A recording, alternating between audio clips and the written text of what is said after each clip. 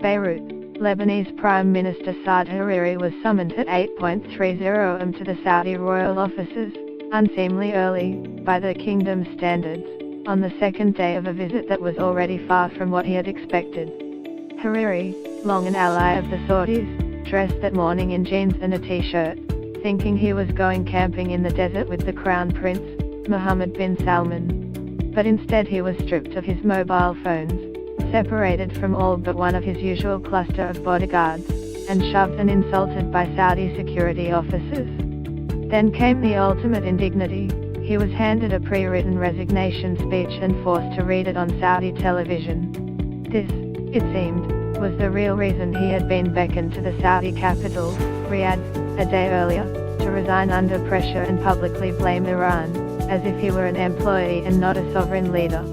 Before going on TV, he was not even allowed to go to the house he owns there. He had to ask guards to bring him a suit. As bizarre as the episode was, it was just one chapter in the story of Prince Mohammed bin Salman, the ambitious young heir apparent determined to shake up the power structure not just of his own country but of the entire region. At home, he has jailed hundreds of fellow princes and businessmen in what he casts as an anti-corruption drive. Abroad, he has waged war in Yemen and confronted Qatar.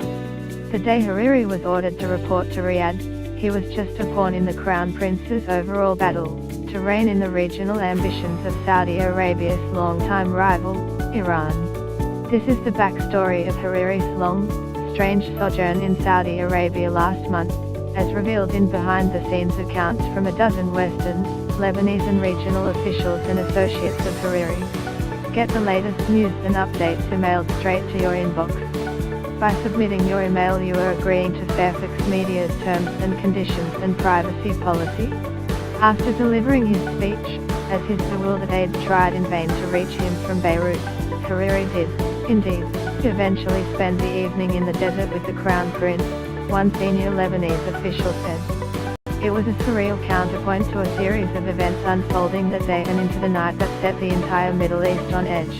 A missile fired at Riyadh from Yemen, the hundreds of Saudi princes and businessmen arrested and held at a luxury hotel, and Lebanon left stunned and confused. Mohammed bin Salman had already launched a war in neighboring Yemen against Iran-aligned rebels, and gotten bogged down. He had blockaded Qatar, only to push the Gulf country closer to Iran. Now, he was looking to take